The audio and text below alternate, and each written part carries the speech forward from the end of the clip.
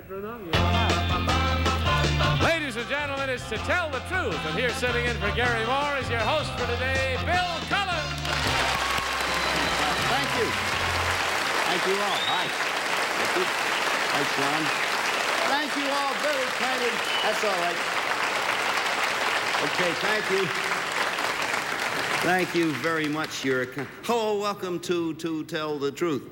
Hey, I'd like to warn everybody here today to keep a very close watch on your personal property, all your property. You see, we have in this house right now a professional thief. And we're going to meet him in a moment as he tries to fool our panel on To Tell the Truth. Derwin Kirby.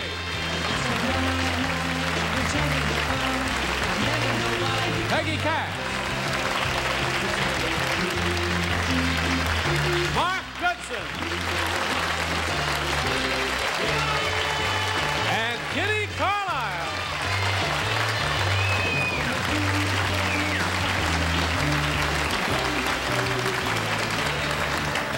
Hey, I like that, Kitty. Is that Thank you. That's lovely. Well, it's a culotte. I beg your pardon? It's a culotte. It's a divided skirt. Oh, it's divided? Yes. I didn't notice. You mean it's slit? Well, no, it's pants, really. I think that's one of the dirty tricks foisted on us men. What? Pants skirts. I mean, even if the wind blows, what do you get? Dirt in your eye. Durward, you've been with us all week, and it's been a pleasure having you with us. I've enjoyed every moment. Thank you, Bill. And Mark Goodson, our honored producer, executive of Goodson Todman. Mark, having you with us. It's a pain. It's been a week. Yeah. It's been a week. It's right. Boy, has it had been a week, Mark. I really. Like chopped liver? Huh? Peggy, having you with us is real chopped liver, right? And Kitty, you know the whole bit. Thank you. All right. We'll, right now, what do you say we meet our light-fingered guest? Oh, no, it's that way.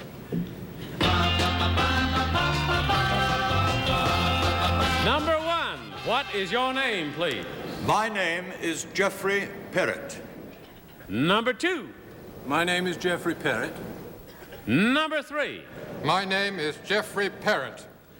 All right, panel, your job will be to uncover, or use your own word, the real Jeffrey Perrott. And here is his story. I, Jeffrey Perrott, am a professional thief. During World War II, I was a spy for British intelligence in German-occupied Paris.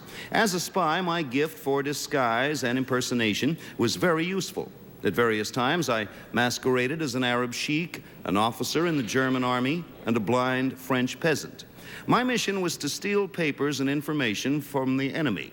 I was given away twice by double agents, tortured by the Gestapo, imprisoned in Paris, and on 2 occasions sentenced to death. There is, however, a gentler side to my nature. After being a professional thief, training police forces, and operating as a spy, I have now embarked on what some people have called my most avocation. I am a flower arranger. Jeffrey Perrott.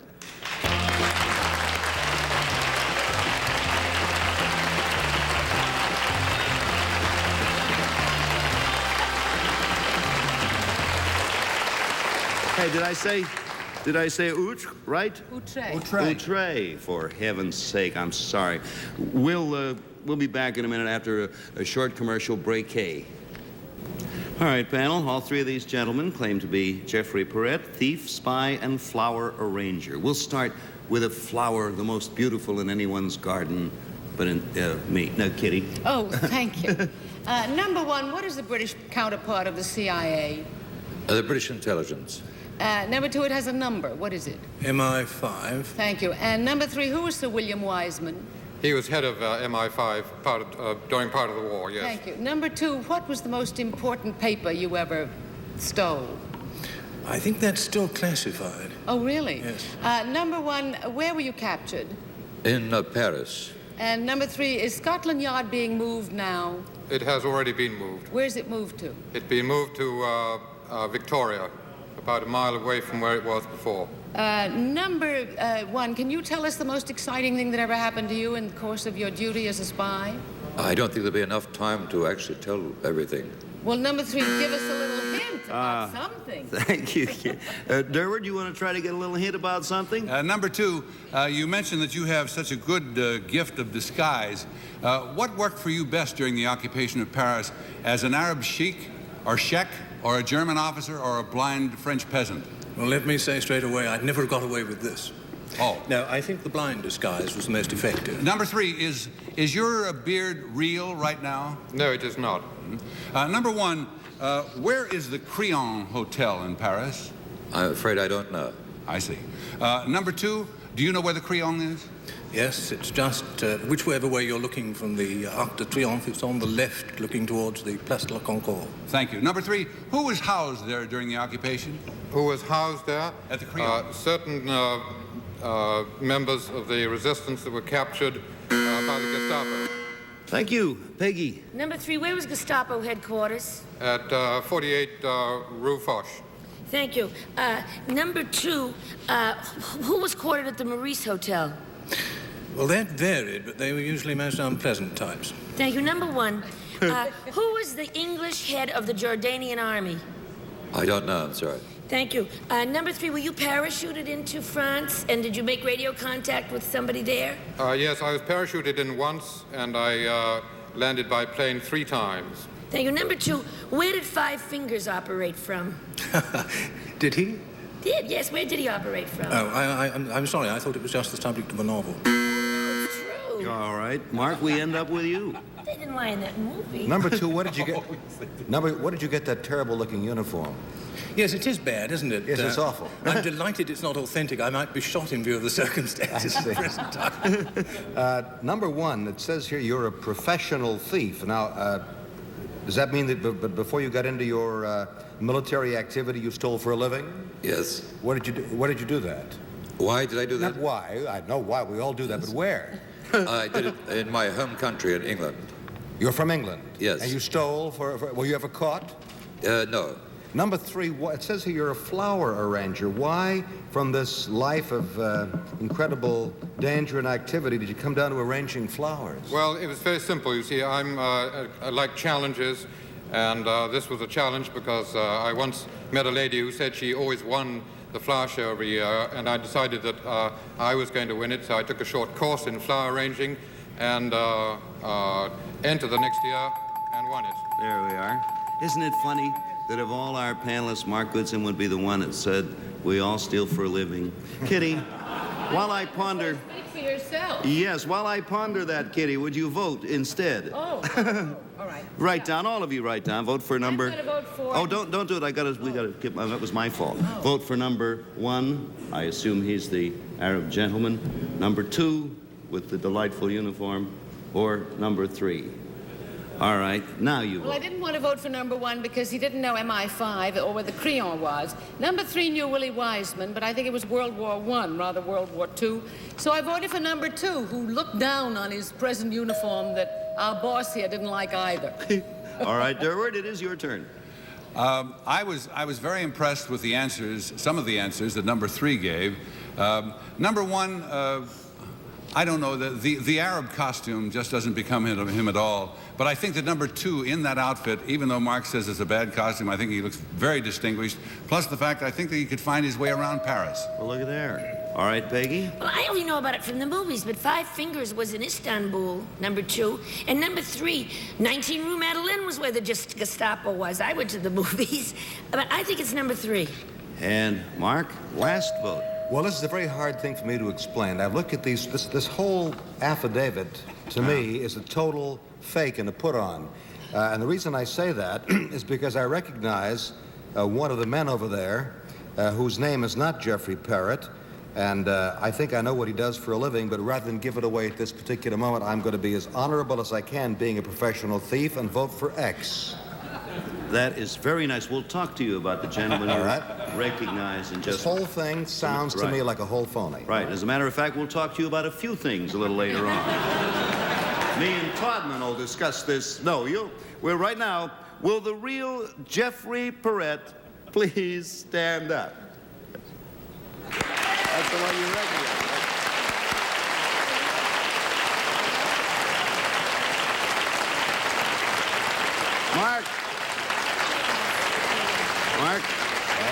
Is that the fellow you recognize? Well, he looks to me like, I tell you what, I've had correspondence with him. I think his name is Vic Perry, and he's a professional pickpocket. Is that correct?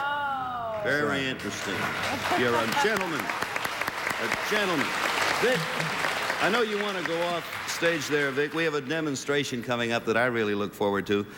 Vic can't work in that get-up, and you'll see why. So while he's changing, imposters. Number 2, marvelous job with 2 votes, and a fine-looking officer in anyone's army, sir. Who are you, and what do you do?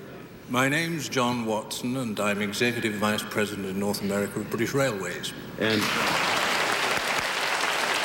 here. Number 3, who also got a vote, sir. Who are you? My name is Pat Spooner, and I am Director of the United Kingdom Services of the United Cargo Container Corporation, New York. Thank you both very much.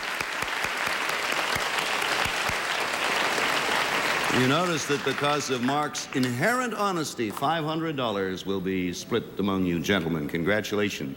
You wiped out our panel. Now, Jeffrey Peretz, here. Wiped out. Anybody that's been in Paris knows where the crayon is. Yeah, crayon is what little kids color pictures with. Jeffrey Peretz's stage name is actually Vic Perry. Actually, what he did, Mark, was use his own name. He's done a number of television appearances as a pickpocket. So, Vic, I've seen your pickpocketing before. You're fabulous. There, you're going to see something now. Durward and Mark, would you kindly go center stage? Mark, you've talked to her, you've corresponded with Vic. You go ahead, you and Durward, both of you. Go over there, see how he gets in and out of your pockets. Well, gentlemen, go meet your fate. Vic Perry, Mark Goodson. So you did recognize me. Durward What are Kirby. you carrying today? Anything underneath around the back? Around the back, trouser pocket to carry any money or anything? No money? Always wanted to do this. Oh, down here, good. Dollar bills? A little more than that. Oh, good. You have more than dollars? What do you have? Something else here. What's this? Something. Will you hold there? Good. Just come right over here, will you? This is gone now. What about here? Maybe so the sheriff. Down here, you don't carry anything at all, right? In the trouser. There's something there. Keys. No, there's something else here. What is this thing here? Keys. Oh, your keys. In the back one, there's nothing at all. Nothing in the inside in here, just a cigar. Just a cigar. And, yes, I was in there. And down here, you have the keys. That's right. right. Just come right over here. How about you? Oh, here we go. Nice to see What you. about underneath there? Do you carry anything at all? Around the back? Not very much. Down here? Not really, no. You've got nothing. Come Once right in a over while. here. No, once in a while. That must be on the Step wrong right over side. here. Or then, what about the shirt pocket? No money No, in I there. never carry anything. And the back one? No, nothing. I see. Not at Down all. here? No, Because nothing. in the back you do have possibly what? A wallet in the back? No, Is that a wallet? Down here? No. Huh? No. Where do you carry all your money?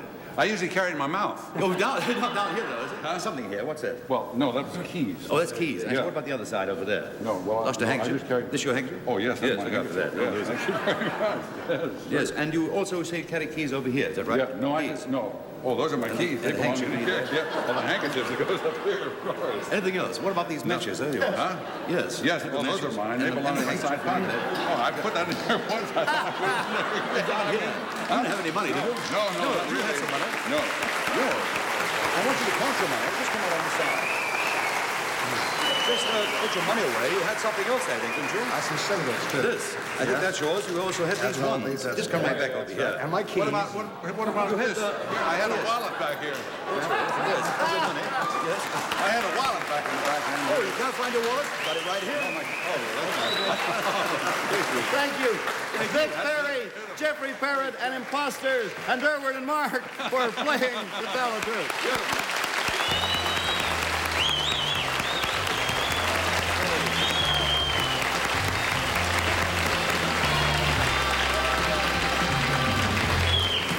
Oh, boy, hey, friends, you may think the days of luxury are over. You know, staff of 20 hot and cold running attendants at your beck and call. Our next guest will prove that that is wrong. We'll find out what happened to him after these messages for you. So let's meet the man who spent some time in the lap of luxury. Number 1, what is your name, please? Joseph Bernard. Number 2. My name is Joseph Bernard. Number 3. My name is Joseph Bernard. All right, panel, here's Joseph Bernard's story, if you would listen. I, Joseph Bernard, looked forward eagerly to my first flight on the new Jumbo 747. I was so anxious to fly on the 747 that when TWA informed me that there would be a delay, I told them I'd wait. All the other passengers felt differently about it, with the result that when my flight was called, it was literally my flight. I was the only passenger on board a plane designed to carry 342. 13 charming stewardesses showed me to the seat of my choice. An announcement came over the loudspeaker, "Mr. Bernard, please fasten your seatbelt, sir." And away I flew. All in all, I received $20,000 worth of service for the price of one first-class ticket. Signed, Joseph Bernard.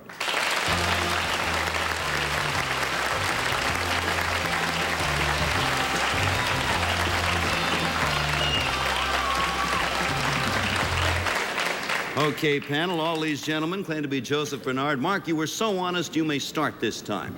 Thank you. Number one, why did they take the plane off with one person? They had to bring the plane back. Number two had to bring it back from where? It doesn't say here. From New York to Paris. Were you in Paris or New York? I was in New York. And they flew you to Paris? Right. Number three, what did they give you to drink in this flight? Anything I wanted. Well, how much did you drink? Enough. Good boy. Number two, was there a movie? There were two, actually. Did you see both? I had better things to do. Number three, what was playing? It was a movie called Loving. And did you see it? I saw part of it and then I fell asleep. What did the hostesses do while you were watching the movie? Go ahead. I'm sorry. They watched the movie with me. Did they watch the movie with you? Well, Mark, you can only get so much service. Kitty?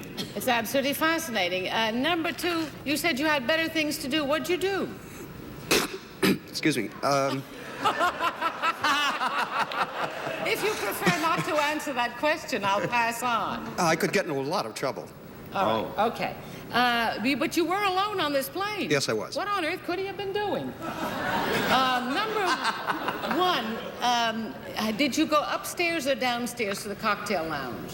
I went upstairs and finished the shrimp bowl upstairs. And finished what? The shrimp bowl.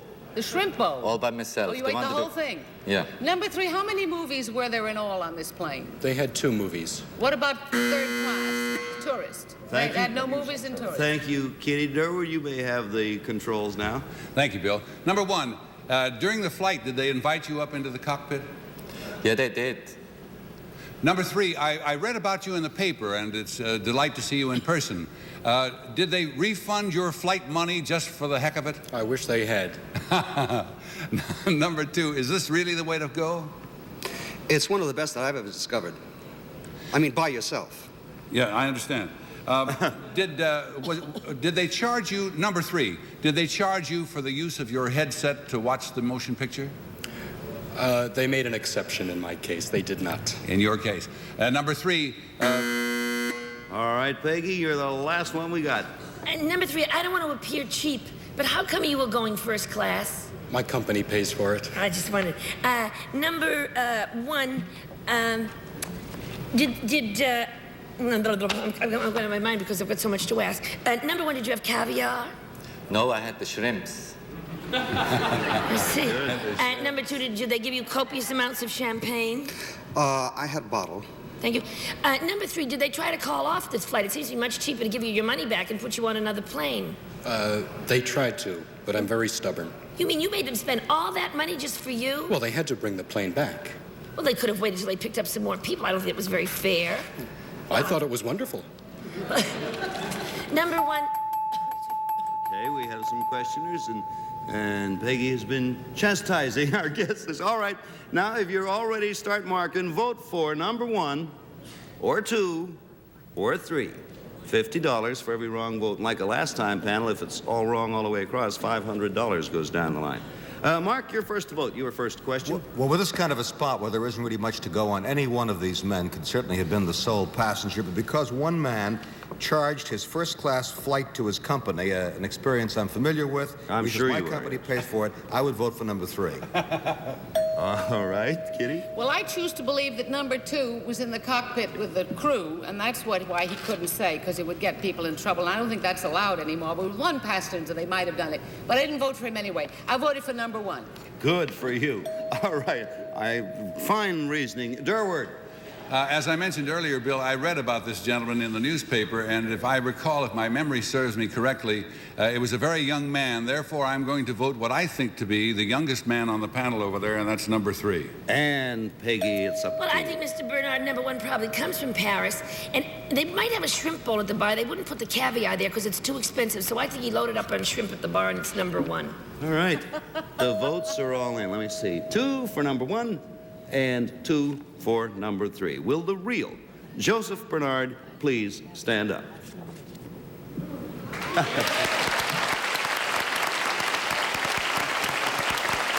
Number 1, would you tell us, sir, who you are and what you do?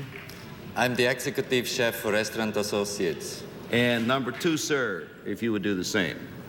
I'm John Barton. I'm vice president for Jack Scher Enterprises, and we publish medical newspapers. Oh, good to have you. All right.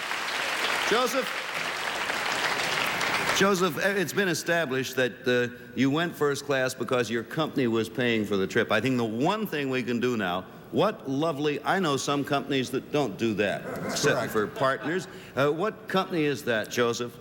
Well, I work for Laurel, are the people who make Kent cigarettes. And they paid your fare? They paid first my fare. class? Yes, sir. Let's hear it for those people. Thank you, Joseph Bernard and Imposters, for playing To Tell the Truth. Thank you all.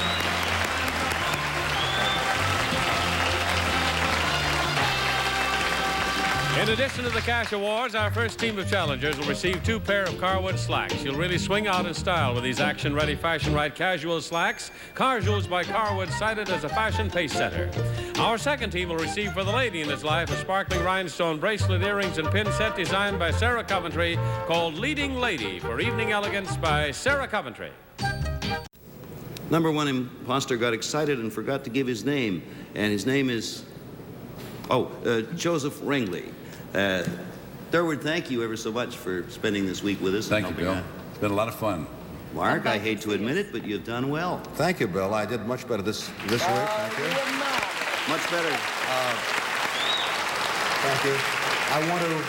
I want to take this opportunity, Bill, to thank you. This job of sitting over there looks so much easier than the job of sitting over here. Let me tell you that it's about 10 times as hard. He's replacing a very difficult man in Gary Moore. And, Bill, we appreciate it. It's marvelous. Thank you, Mark, very much. Difficult to replace. Thank you all very much. Thank you, panel. Gary will be back soon. And one thing about me, I don't ever forget anything. Thank you and goodbye from The Price is Right. Promotional consideration provided by American Airlines. Traveling on business or traveling for fun, it's good to know you're on American Airlines. This is Johnny Olson speaking for To Tell the Truth, a Mark Goodson, Bill Todman production.